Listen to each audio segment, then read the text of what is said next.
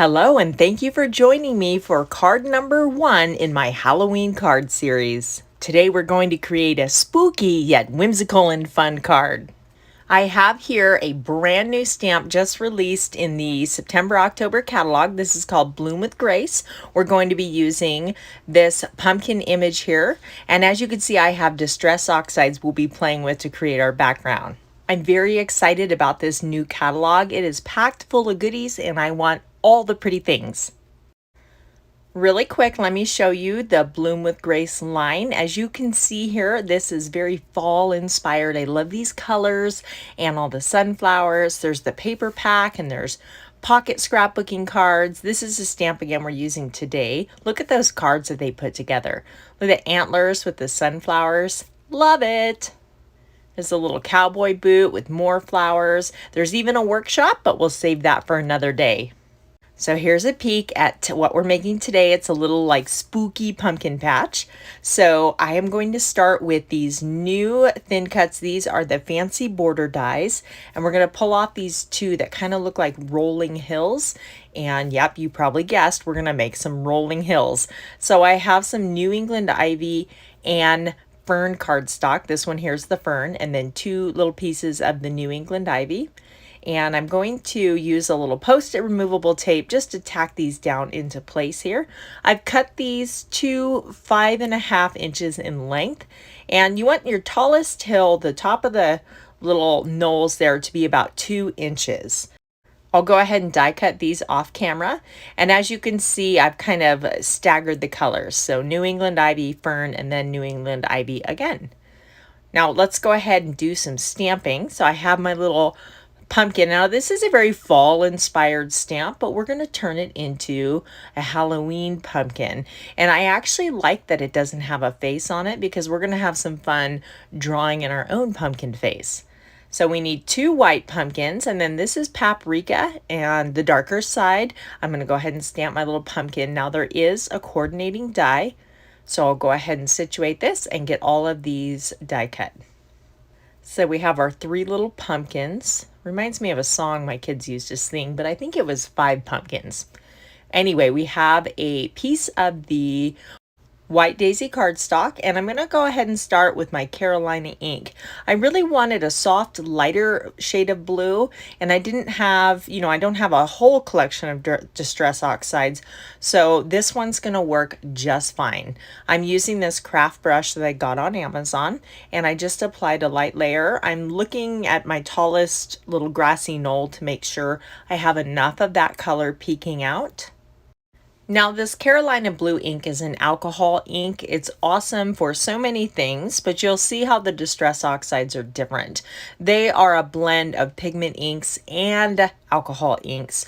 So they sit on top of the paper. You have more time to work with them. They're just really smooth and they're really great for ink blending.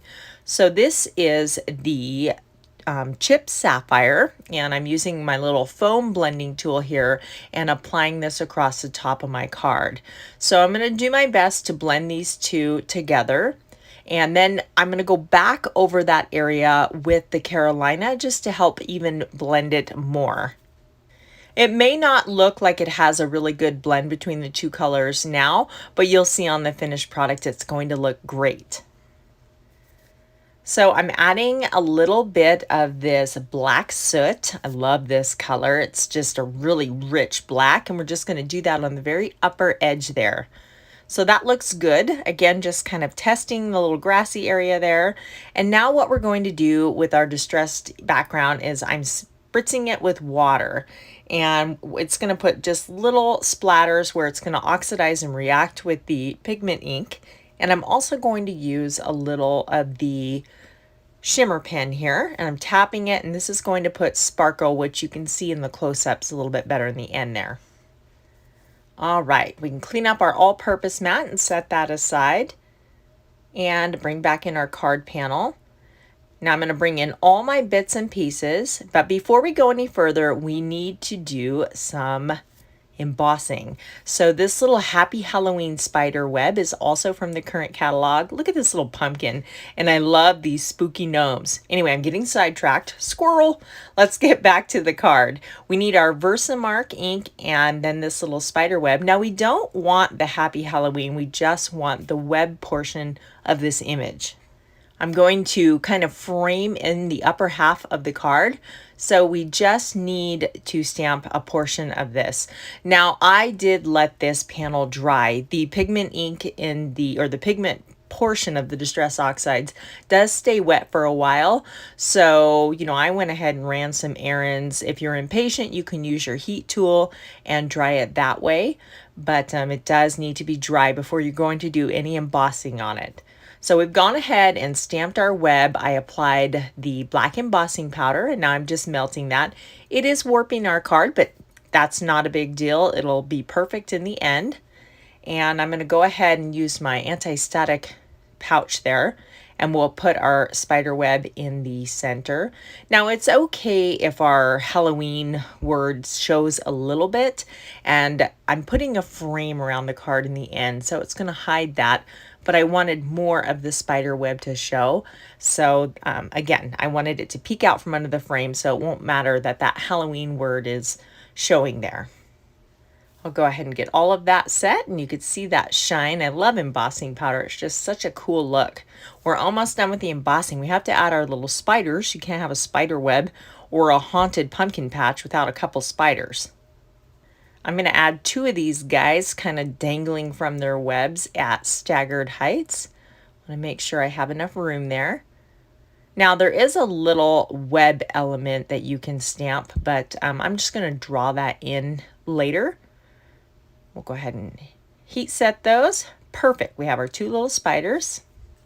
And there I'm showing you that little web you can stamp, but this way I don't have to worry about the length, and I'll just draw it in, and I'll show you how we can use liquid glass to make that shiny to match the embossing finish. So we're ready to layer our little grassy knolls. I'm just using tape runner. Now this is when I realized that I cut my card at 4 by 5.5 instead of 4 1/4.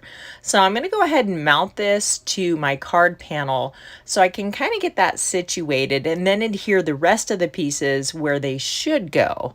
So I made a mistake, but that's no big deal. We're going to improvise and no one will ever know in the end. I usually leave a margin or a little border around the edge of my cards, and that's probably I was on autopilot and just cut it at 4 inches rather than the 4 1/4, but that's okay. So we're layering up our hills here, and then we are going to add a little coloring to our pumpkins. This is the ice gray blend, and I love to add gray to our white stamped elements. Just putting a little shading creates a little shadow effect on our pumpkins and helps give them some character. I like to do this with white flowers as well. It just adds a really nice look. So I'm just going around the top and bottom, and then this is the earth brown, so I'm going to color in the stem with that. And, technically your light spot on the pumpkin should be wherever the moon would be shining in at, but that's okay. This is my world, and I'm going to create it. So I'm showing you I used a little of the earth brown on the top of this pumpkin, and now we're going to draw our little face. So you do not have to be an artist to draw a face on a pumpkin. And if you're stumped and want to check out Pinterest for